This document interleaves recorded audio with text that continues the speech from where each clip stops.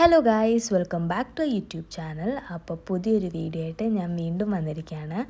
അപ്പോൾ ഇവിടെ ഇപ്പോൾ ഈദിൻ്റെ ലീവ് സ്റ്റാർട്ടായിരിക്കുകയാണ്. അപ്പോൾ നമ്മളിന്ന് കോർഫക്കാൻ വരെ പോവാണ്. ഉച്ച സമയമായി.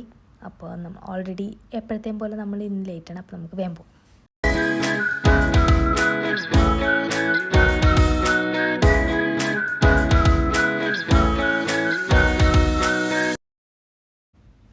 അപ്പോൾ ഇതാണ് ഇന്നത്തെ എൻ്റെ ഔട്ട്ഫിറ്റ് ഓഫ് ദി ഡേ. അപ്പം ഞാൻ ആദ്യം തന്നെ എത്ര സമയമില്ലെങ്കിൽ കൂടിയും ഞാൻ മിററിൻ്റെ ഫ്രണ്ടിൽ നിന്നൊരു ഫാഷൻ ഷോ ഒക്കെ നടത്താൻ ശ്രമിച്ചു. ഒരു മിററിൽ സാറ്റിസ്ഫാക്ഷൻ കിട്ടാത്തതുകൊണ്ട് ഞാൻ വേറൊരു മിററിലും കൂടി പോയിട്ട് ഒരു ഫിറ്റ് ചെക്ക് ചെയ്തിട്ടുണ്ട്. അപ്പോൾ അതിൻ്റെ പ്രഹസനമാണ് നിങ്ങളീ കണ്ടുകൊണ്ടിരിക്കുന്നത്. അപ്പം ഞാൻ ആദിയുടെ അച്ഛൻ ഞങ്ങൾ മൂന്നാളുമാണ് കോർഫക്കാൻ വരെ പോകുന്നത്. അനിയത്തി നാട്ടിലായതുകൊണ്ട് തന്നെ അവളില്ല. ലൈസൻസ് കിട്ടിയതിന് ശേഷം പിന്നെ മര്യാദയ്ക്ക് വണ്ടിയൊന്നും ഞാൻ ഓടിക്കാറില്ല എന്നുള്ള കംപ്ലയിൻറ്റ് തീർത്തു കൊടുക്കാൻ ഞാനാണ് ഇന്നത്തെ ഡ്രൈവർ ഓൺ ഡ്യൂട്ടി. ഇന്നത്തെ ഐറ്റിനറിയുടെ മൊത്തം പ്ലാനിങ്ങും ആദ്യമായിരുന്നു. ഏതൊരു വീഡിയോ ഒക്കെ കണ്ട് നമുക്കിവിടെ പോകാം അവിടെ പോകാം എന്നുള്ള പ്ലാനിങ് ഒക്കെ ആദ്യമായിരുന്നു ചെയ്തിട്ടുണ്ടായിരുന്നത്. അപ്പം ഞാനും അച്ഛനും ജസ്റ്റ് ഞങ്ങൾ റെഡിയായി ഓക്കെ പോവാം എന്നുള്ള രീതിക്ക് കാറിൽ കയറിയിരുന്നതായിരുന്നു.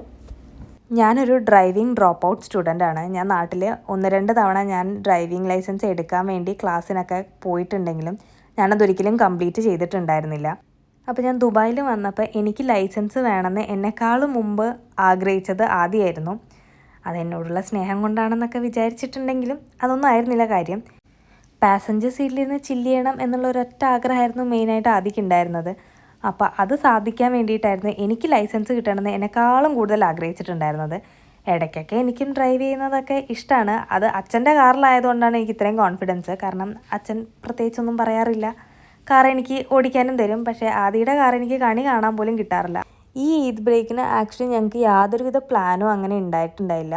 അപ്പം നമ്മൾ വെറുതെ ഇങ്ങനെ വിചാരിച്ചതായിരുന്നു നമുക്ക് കോർഫക്കാൻ വരെ ഒന്ന് പോകാമെന്ന്. കാരണം ആദ്യം 1-2 ദിവസം മുന്നേ ഇൻസ്റ്റഗ്രാം സ്ക്രോൾ ചെയ്തപ്പോൾ കുറച്ച് വീഡിയോസ് കണ്ടിട്ടുണ്ടായിരുന്നു. ഇവിടെ ഒരു കേവ് റെസ്റ്റോറൻ്റ് ഉണ്ട്, ഹബീബ് ബെയ്റൂട്ട് എന്ന് പറഞ്ഞിട്ടുള്ള. അപ്പോൾ അതിൻ്റെ ഫോട്ടോസും വീഡിയോസൊക്കെ എനിക്ക് കാണിച്ചു തന്നിട്ടുണ്ടായിരുന്നു. അപ്പോൾ ഞാൻ വിചാരിച്ചു നല്ല പ്ലേസ് ആണല്ലോ, നമുക്ക് ഫോട്ടോസൊക്കെ എടുക്കാൻ സൂപ്പറായിരിക്കും. അപ്പോൾ ആ ഒരു മൈൻഡ് സെറ്റൊക്കെ ആയിരുന്നു എനിക്ക് കോർഫക്കാനിലേക്ക് വരാനുള്ളത്. ഞാൻ കോർഫക്കാൻ അധികം എക്സ്പ്ലോർ ചെയ്തിട്ടുണ്ടായില്ല. ഞാൻ ലാസ്റ്റ് ഇവിടെ വരുന്നത് ആദിയുടെ സുപ്ര ക്ലബിൻ്റെ ഒരു മീറ്റപ്പ് ഡ്രൈവ് ഉണ്ടായിരുന്നു, അവരുടെ 3rd ആനിവേഴ്സറിക്ക് എന്തോ. അപ്പോൾ ആ ഒരു സമയത്ത് ഞങ്ങൾക്ക് അധികം എക്സ്പ്ലോർ ചെയ്യാൻ പറ്റിയിട്ടുണ്ടായിരുന്നില്ല. ഒന്നാമത് നൈറ്റ് ഡ്രൈവ് ആയിരുന്നു. അപ്പോൾ കുറേ സ്ഥലങ്ങളൊക്കെ എന്താ പറയുക, നമ്മൾ ജസ്റ്റ് ഇങ്ങനെ ഒരു മിന്നായം പോലെ ഡ്രൈവിൻ്റെ സമയത്ത് കണ്ടു എന്നല്ലാതെ നമുക്കതങ്ങനെ എക്സ്പ്ലോർ ചെയ്യാൻ പറ്റിയിട്ടില്ല. അപ്പോൾ ഞാൻ വെച്ചു ഇതൊരു നല്ല എക്സ്പീരിയൻസ് ആയിരിക്കും നമുക്ക് സ്ഥലങ്ങളൊക്കെ കാണാമെന്ന്. ചൂടിൻ്റെ ഒരു പ്രശ്നം എൻ്റെ മനസ്സിലുണ്ടായിരുന്നു. പക്ഷെ ഞാൻ വിചാരിച്ചു ഈവനിങ് ടൈമൊക്കെ ആകുമ്പോൾ എന്നാലും ചൂടൊക്കെ ഒന്ന് കുറയും. അങ്ങനെ ഫൈനലി നമ്മൾ കോർഫക്കാൻ എത്തി. ഇത് കോർഫക്കാനിലെ ആംഫി തിയേറ്ററാണ്. ഇവിടെ കൾച്ചറൽ ഇവൻറ്റ്സും അങ്ങനത്തെ കാര്യങ്ങളൊക്കെ നടക്കുന്ന സ്ഥലമാണ്. ഇപ്പം സമ്മർ ആയതുകൊണ്ട് തന്നെ ഇവിടെ പരിപാടികളൊന്നും ഇല്ലയെന്ന് തോന്നുന്നു. യൂഷ്വലി വിൻ്റർ സമയത്തിൽ നൈറ്റ് ടൈമിലൊക്കെ ഇവിടെ പ്രോഗ്രാംസൊക്കെ നടക്കുന്ന വീഡിയോസ് ഞാൻ കണ്ടിട്ടുണ്ട്. അപ്പോൾ അതിൻ്റെ തൊട്ടിപ്പുറത്താണ് ഇവിടെ ഒരു മാൻ മെയ്ഡ് വാട്ടർഫോൾ ഉള്ളത്. ഇത് ശരിക്കും കാണാൻ ഒരു റിയൽ വാട്ടർഫോൾ പോലെ തന്നെയുണ്ട്. അപ്പോൾ നമ്മളീ പറഞ്ഞ ഹബീബ് ബെയ്റൂട്ട് എന്ന റെസ്റ്റോറൻറ്റ് ഈ വാട്ടർഫോളിൻ്റെ സൈഡിലൊരു പാസേജ് ഉണ്ട്. അപ്പോൾ അതിൽ കൂടിയാണ് പോകേണ്ടത്. നല്ല ചൂടായിരുന്നു, പൊള്ളുന്ന ചൂട് എന്നൊക്കെ പറഞ്ഞു കഴിഞ്ഞാൽ പൊള്ളുന്ന വൃത്തിയായിട്ട രീതിക്കുള്ള ചൂടായിരുന്നു. അപ്പം ഞങ്ങൾ അവിടെ പോയി. പക്ഷേ അൺഫോർച്ചുനേറ്റ്ലി അവിടെ മൊത്തം ബുക്ക്ഡായിരുന്നു. അവിടെ അടുത്തൊരു 3-4 ഡേയ്സിനേക്ക് ഫുൾ ബുക്ക്ഡാണ്. നമ്മൾ നേരത്തെ റിസർവേഷൻ ചെയ്തിട്ടുണ്ടെങ്കിൽ നമുക്ക് പോകാൻ പറ്റുമെന്ന് പറഞ്ഞു. അപ്പോൾ അങ്ങനെ ഇവിടെ വന്നതേ മെയിനായിട്ട് ആ റെസ്റ്റോറൻറ്റിലേക്ക് പോകാനാണ്. പക്ഷേ എൻ്റെ ഭർത്താവിൻ്റെ കയ്യിലിരിപ്പ് കാരണം ഞങ്ങൾക്കത് പോകാൻ പറ്റിയില്ല. അങ്ങനെ ഞങ്ങൾ ഫുഡ് വല്ലയിടത്തും കിട്ടുമോ എന്നുള്ള യാത്രയിലാണ്. ഇവിടെ ഞങ്ങളെല്ലാവരും ഇങ്ങനെ വിശന്ന് കാത്തിരിക്കുന്നുണ്ട്. സമയത്തിനും കാലത്തിനും ഭക്ഷണം കഴിച്ചുകൊണ്ടിരിക്കുന്ന അച്ഛനായിരുന്നു. അങ്ങനെ അച്ഛനെയും വിളിച്ചു വരുത്തി. അച്ഛനും ഫുഡ് കിട്ടാത്തൊരവസ്ഥയായിരുന്നു.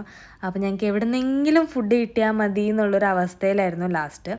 അങ്ങനെ ഫൈനലി കുറേ ഗൂഗിൾ റിവ്യൂസൊക്കെ നോക്കി ഞങ്ങളൊരു റെസ്റ്റോറൻറ്റ് കണ്ടുപിടിച്ചു. അലിഫ് നാക്ക എന്ന് പറയുന്നൊരു റെസ്റ്റോറൻറ്റ്. ഇതിൻ്റെ മെയിൻ അട്രാക്ഷൻ ഈ ഫ്രണ്ടിൽ നിർത്തിയ ഈ വിൻറ്റേജ് കാറായിരുന്നു.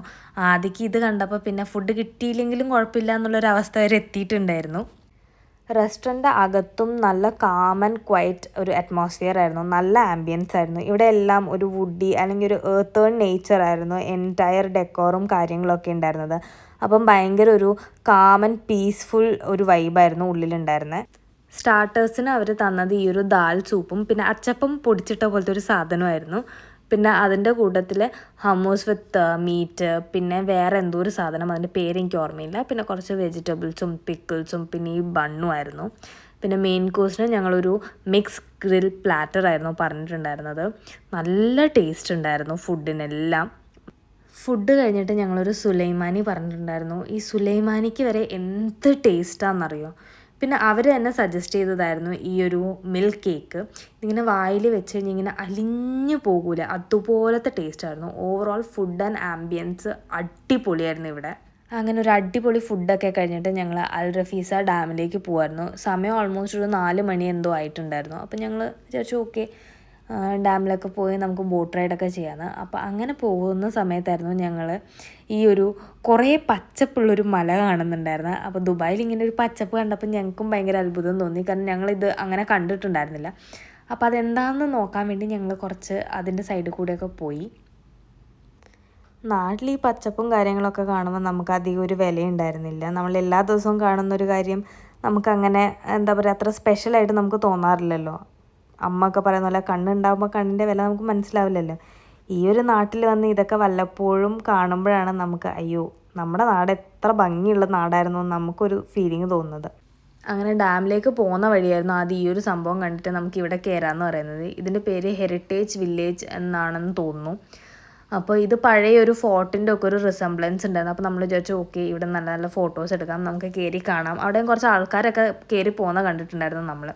അപ്പോൾ അറബി എഴുതി എന്താണെന്ന് അറിയാത്തത് കൊണ്ട് ഞങ്ങളും കയറിപ്പോയി കുറച്ച് ഫോട്ടോസൊക്കെ എടുക്കാമെന്ന് വിചാരിച്ചു. പക്ഷേ അവിടെ കയറിയപ്പോഴായിരുന്നു മനസ്സിലായത് അതെന്തോ റിസോർട്ട് പോലത്തെ എന്തോ സംഭവമായി. അപ്പോൾ അതിൻ്റെ ഉള്ളിലേക്ക് നമുക്ക് പെർമിഷൻ ഇല്ല പോകാനെന്നുള്ളത്. അതൊന്നും മൈൻഡാക്കാതെ ഞങ്ങൾ അവിടെ നിന്ന് കുറച്ച് വ്യൂവിൻ്റെ ഒക്കെ ഒരു വീഡിയോ ഒക്കെ എടുത്ത് അച്ഛൻ കുറച്ച് 1-2 ഫോട്ടോസൊക്കെ എടുക്കാൻ ശ്രമിച്ചു. അങ്ങനെ ഈ പരിപാടിയും പാളിപ്പോയി. എവിടെ പരിപാടി അവതരിപ്പിച്ചാലും പാളിപ്പോൽ എന്നുള്ളൊരു സീരീസ് ഇവിടെ കണ്ടിന്യൂ ആയി. ഞങ്ങൾ അൽ റഫീസ ഡാമിലെത്തി. അവിടെ നിന്ന് ഞങ്ങൾക്ക് ബോട്ടിങ്ങിന് പോകണം എന്നൊക്കെയായിരുന്നു ഞങ്ങളുടെ പ്ലാൻ. പക്ഷേ ഒടുക്കത്തെ ചൂടായിരുന്നു. ചൂടിന് ഒരു കയ്യും കണക്കുണ്ടായിരുന്നില്ല.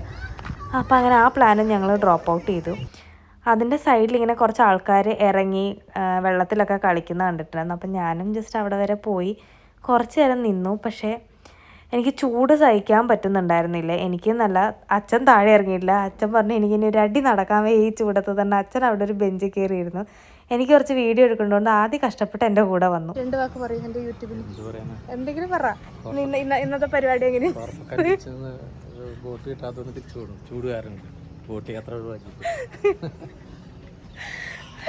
അങ്ങനെ ഒരാവശ്യമില്ലാതെ കെട്ടിയൊരുങ്ങി ഒരു ഫുഡ് കഴിക്കാൻ കോർഫക്കാൻ വരെ വന്ന അവസ്ഥയായിരുന്നു എനിക്കും അച്ഛനും. ഇതെല്ലാം ആദിയുടെ പ്ലാനിങ് ആയതുകൊണ്ട് തന്നെ അയാളെ എടുത്തിട്ട് കൊന്നാലോ എന്നുള്ളൊരു ഐഡിയ വരെ എൻ്റെ മനസ്സിലുണ്ടായിരുന്നു. പക്ഷേ പിന്നെ അച്ഛൻ്റെ ഒരു മോനായതുകൊണ്ട് ഞാൻ വെറുതെ വിട്ടു. അങ്ങനെ ഒരു പാളിപ്പോയ കോർഫക്കാൻ യാത്ര കഴിഞ്ഞ് ഞങ്ങൾ തിരിച്ച് ഷാർജയിലെത്തി. സമയം ഒരു 5:30 എങ്ങാനും ആയിട്ടുണ്ടാവും. എന്തിനോ വേണ്ടി തിളയ്ക്കുന്ന സാമ്പാർ എന്നൊക്കെ പറയില്ല, അതുപോലെയായിരുന്നു ഇന്നത്തെ ഒരു ട്രിപ്പ്. അതിനൊരു പാളിപ്പോയ കോർഫക്കാൻ വ്ളോഗ് ഇവിടെ അവസാനിച്ചിരിക്കുന്നു. അച്ഛൻ ഇന്നത്തെ വ്ളോഗിനെ പറ്റി 2 വാക്ക്. ഒച്ചത് പറഞ്ഞാലേ കേൾക്കോ.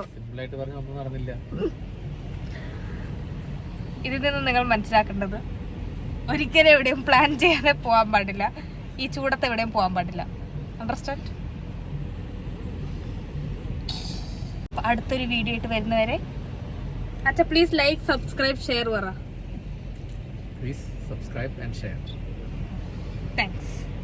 അങ്ങനെ ഞങ്ങൾ വീട്ടിലെത്തി. അപ്പോൾ ഇനിയും ഇതുപോലത്തെ പാളിപ്പോയ ചില യാത്രകളും ചില വിശേഷങ്ങളുമായിട്ട് ഞങ്ങൾ വീണ്ടും നിങ്ങളുടെ മുന്നിൽ വരുന്നതായിരിക്കും. So hope you guys enjoy this video. അപ്പോൾ ഇനിയും വീഡിയോ ആയിട്ട് കാണുന്നത് വരെ ടു ടേക്ക് കെയർ. ബൈ.